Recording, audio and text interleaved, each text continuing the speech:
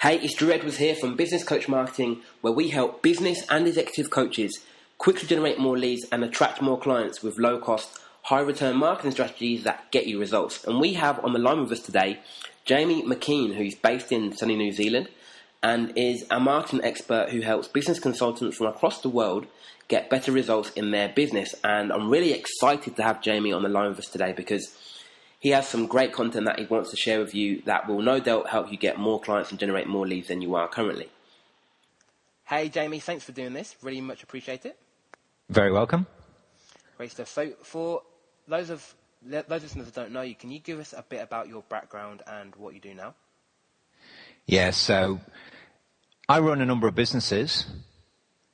Full-time, I'm a business consultant. I help businesses grow. I'm dedicated specifically to help experts and business consultants grow their business. And based in the beautiful New Zealand, beautiful weather outside as I'm talking to you now. But as you can tell with the English accent, originally from the UK, and about 8 years ago met a Kiwi lass, got drunk and woke up in New Zealand, as the story goes. So I spend about 80 to 90% of my time helping other people better market themselves, whether creating marketing strategies or just using proven marketing techniques to grow their business so they have a lot more choices in life. Awesome. Great stuff. Thanks for sharing. So, Jamie, one of the things I know you teach your clients is how important it is to have a defined target audience.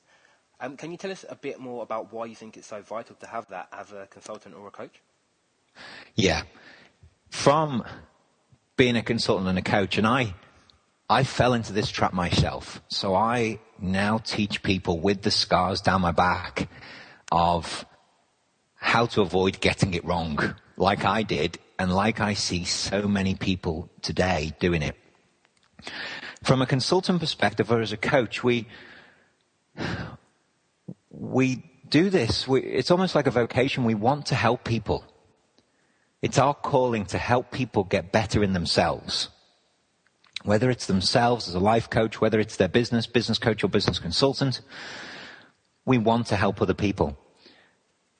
But when we then go out and say, hello everyone, we're a business coach or a business consultant, we fall into the trap of being a Me Too consultant, I like to call it.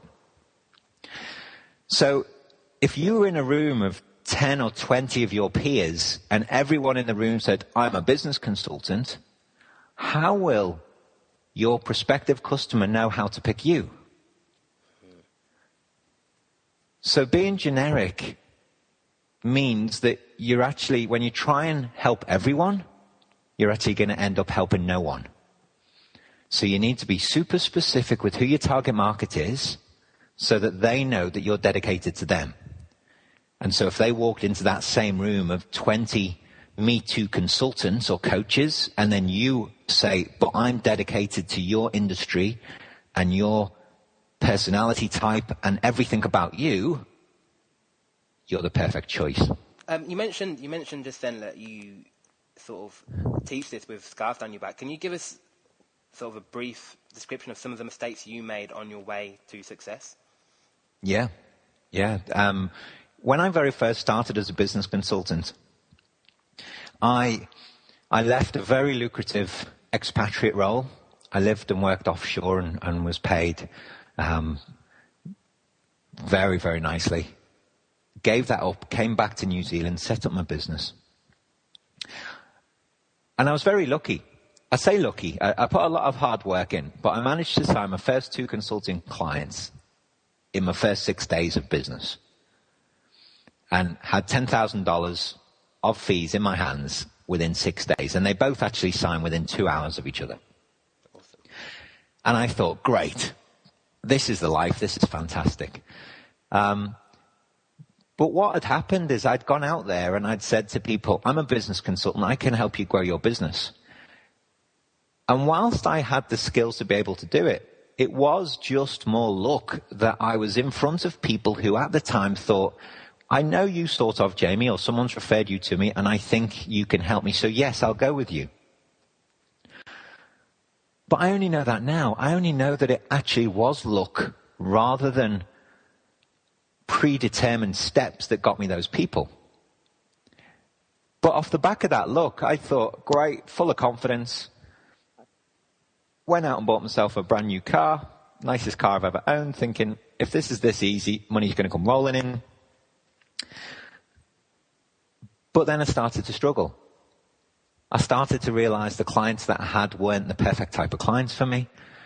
When I had then attracted more clients, I was bringing in some of the wrong types of clients, which was taking up my energy and your energy, your will to live, a whole list of things they were taking up.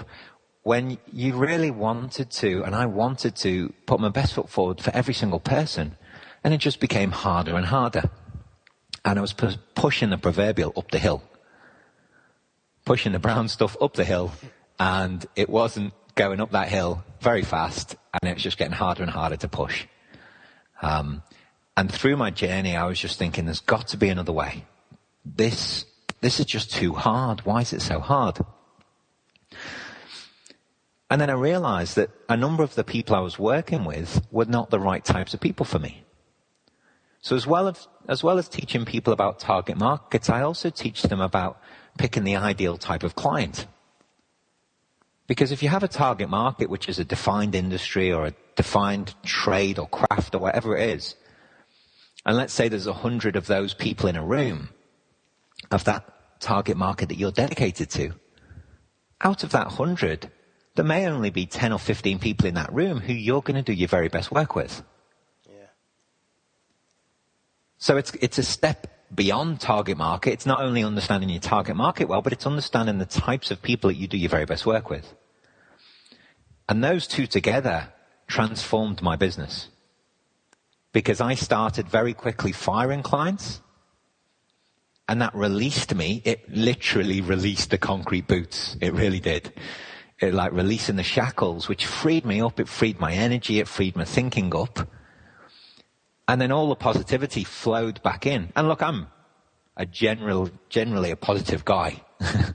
From the moment I wake up to the moment I go to sleep, I try and keep as positive and happy as possible.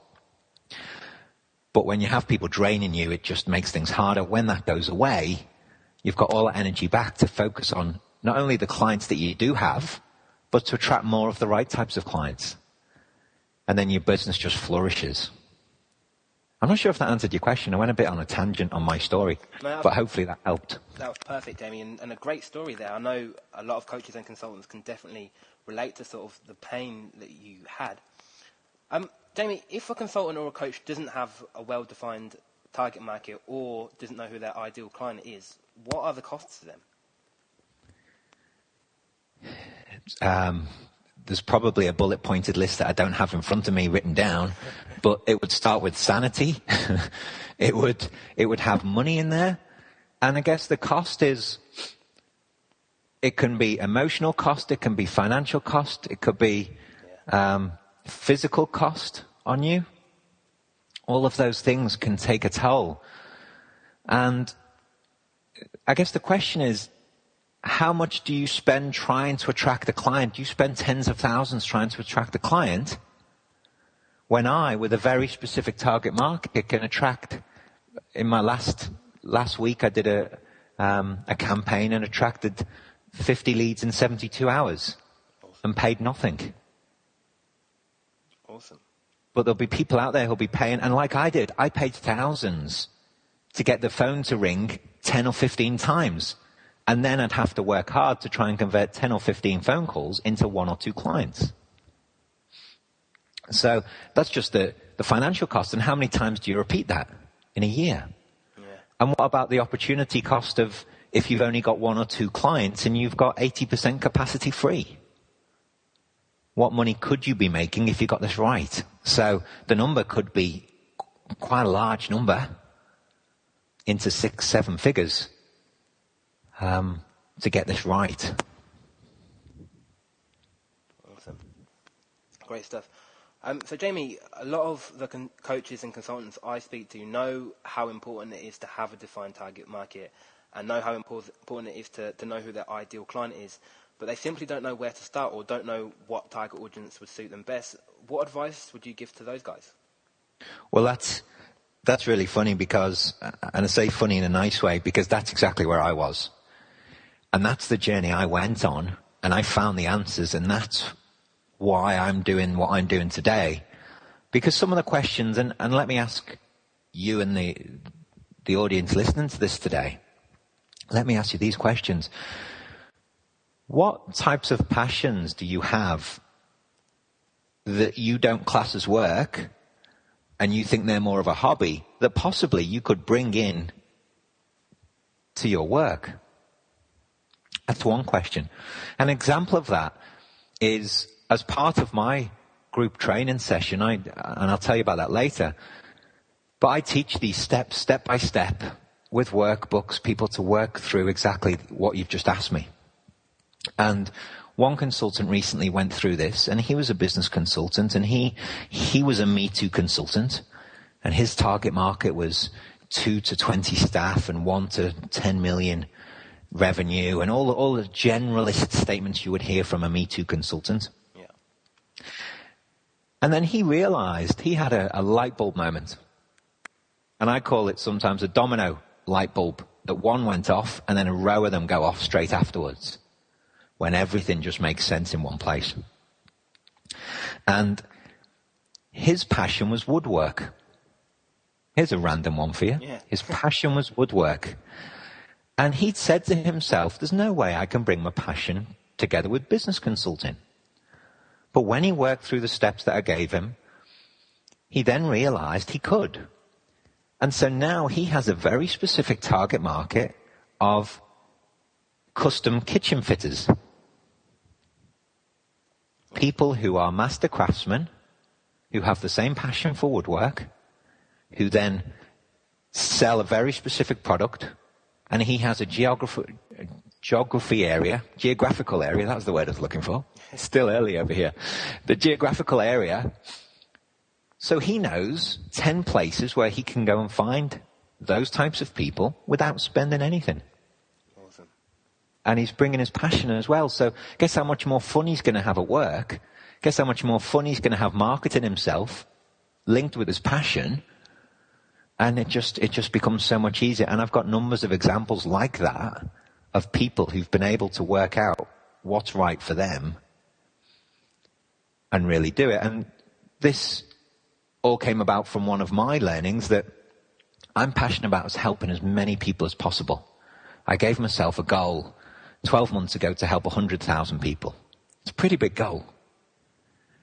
And I said to myself, how the bloody hell am I going to do that? I'm not sure, but I'll work it out. But I was just super passionate about helping people, and that's all off the back of reading many years ago Michael Gerber's E-Myth. Yeah. And I wanted to help as many small business owners as possible. And then I thought, well, who do I really enjoy hanging out with? Who do I really enjoy spending time with? And who do I spend a lot of time with today? And it was other fellow business consultants. Okay, well, if I can help business consultants get better at what they do and attract more and more clients, then not only am I helping one business consultant, but if they go and help 10 clients, then I've just helped 11 people. Mm-hmm. So my goal of 100,000 actually then becomes achievable if I help many more business consultants find who they're meant to help and help them get there, because then that just compounds. So that's a little bit more of the journey, and also an example of someone finding their passion and some of the steps that they followed. Awesome. Great stuff. Thanks for sharing, Jamie. So what are the biggest mistakes you people make when, or on their journey to choosing the target market that's right for them? The biggest mistake that people would make first is saying that they don't need to pick one. Okay? A business consultant or a business coach or any type of consultant or coach who says, I don't need a target market, hasn't admitted that they have a problem yet. It's like alcoholics. You only have a problem when you admit to it. Okay? But that's the first stage of getting better. And that's the first stage of learning for a coach or a consultant to admit, okay, being a generalist isn't right for long-term success. So the first mistake is not admitting there's a problem. Once you've admitted there's a problem and then you want to work it out, great. The next mistake is picking something just because someone else has picked it. You think that looks easy, I'm going to jump over there. Or there's a whole lot of people in that space, let's almost run ambulance chaser or gold rush type thing. Let's jump into that space. There might be some money to be made there. If you're looking for a quick buck, it might be a way to go. But what do you want? Do you want a quick buck, or do you want a long-term business and really a legacy for yourself and for your family? And if you're looking for long-term, then it needs to be something innate to you. So you need to really look inside yourself and go, what is it that I'm special, I'm talented at, or unique at? And yes, we're all unique. People say to me many times, I'm unique. But everyone is unique in their own way. And when you admit you're unique, then you can work out what's unique about you and how you can bring your special talents that you do have, you just might not have discovered them, to the people that you're meant to serve. Awesome. So, great stuff, Jamie. Thanks ever so much for sharing. Would you mind sharing with us how having a defined target audience and knowing who your ideal client is has helped you grow your business? Yeah, sure. Once you have a target market defined, then you can create repeatable steps that work for that target market. So a generalist might have, let's say, 20 steps that they build a business. But then if you were to tailor that, and then that's 20 steps to build a cabinetry business, as the example before, or a consulting business, which is what I do for a living, then you're able to leverage those steps, and you're able to, instead of spending time, you'll spend time, if you're a generalist, trying to look after lots of different types of customers with lots of different types of answers. If you have a target market, you can have the same answers being repeated, and you can work out ways to leverage the information for both your benefit as the person delivering the information and the recipient's benefit. What I mean by that is that the recipient then can access the information with all the answers in a more affordable way. So as an example for me, dedicating myself to consultants, I created clientsforconsultants.com. That allows me to deliver group training at an affordable rate, whereas people would normally pay me, depends on whether it's an hourly or daily rate, we're in the thousands for just a day of my time. Whereas Clients for Consultants has 40 plus hours of recorded sessions step by step with workbooks and mind maps and MP3 audios and all of those things on top of the 40 hours, which someone can afford for less than two days of my time. Awesome. And they're able to get all that wealth of experience, all because it's dedicated to consultants. And so you, for your target market, once you've picked a target market, you can do the same. And then you can be marketing to your target and offering them different levels. Because I'll share something with you, Jude. You haven't asked me this, but there's something that's quite a key learning, that it's common sense, though it's very rarely ever spoken about. And when it's spoken about and brought to people's attention, they go, wow, yeah, it's common sense, but I just didn't think about that for my business. But when you're trying to attract a prospect, people will only pay you depending on your level of trust and credibility. Definitely. So the amount of trust that someone has with you is proportionate to the level of sales conversation you can have with them. Which is why you'll see out there people sell you a $20 ebook, then a $90 something, then a $140 something, then a $300 and a $500 and a $1,000. Because at each step, they're enticing you to build up trust and credibility. 100%. Most coaches and consultants do not have that in the business because they're too busy trying to either attract generalist clients or deliver to generalist clients. But when you have a target market, you can start creating those different levels to attract more people, because some people can't afford your one-on-one, but they'd be able to afford your group. Some people couldn't afford the group, but they'd be able to afford a pack of something. Yeah. And you'll just get more money coming in because different people can join you at different levels. So again, that's a huge benefit of being dedicated to a target market, leveraging yourself and actually bringing in more paying customers at different levels for money that you wouldn't have had before. Awesome. Great stuff. Jamie, thanks for that. Brilliant. I know you gave us the example about the consultant whose passion was wood earlier, but can you give us some other real-life examples of how your clients have benefited from having a defined target audience and knowing who their ideal client is? Yeah. One of my one-on-one consulting clients is a coach. He teaches Forex, foreign exchange, and he actually lives 10 minutes around the corner from me here in beautiful New Zealand, and he services a global market. We were able to get very specific for the types of people that his online course most suits. And once you're able to get really specific with the person that you're going after, then you can think about, okay, well, where do they look? What will they want from me? When do they look? Okay, it's called, something I teach people is called 6 keys to creating connection. How will they find you? When will they look? Where will they look for you? Why will they pick you? That was 4 out of the 6. Trying to do this. This is all from memory. Got nothing in front of me. I should have more prompters. And then the last of the 6 is, what do you want them to do next? So with him, we actually gave away something valuable to his specific target market, because his target market were people who've spent a lot of money trading Forex and they've been struggling.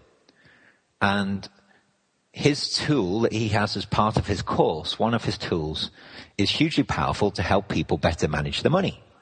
So I said to him, let's give that away for free. Got a few strange looks off him because he said that's actually my most valuable tool.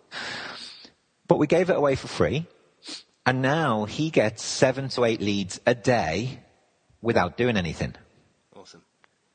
And there's about a 5 or 6% conversion rate into his $2,000 course. And that's all automated and hands off. Awesome. So that's because we've identified the exact specific people are going after. We've got something that would be really valuable to them. A little bit like someone teaching me how to speak at the moment.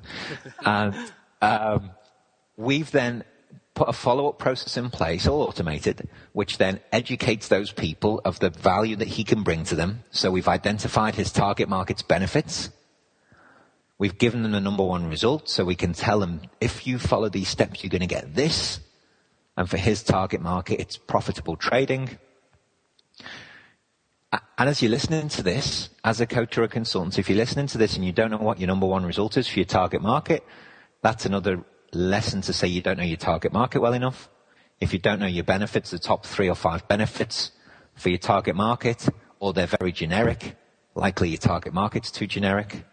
So again, when you have a target market, you can flush this out, and then when you can hand it on a plate to your target market, they will eat.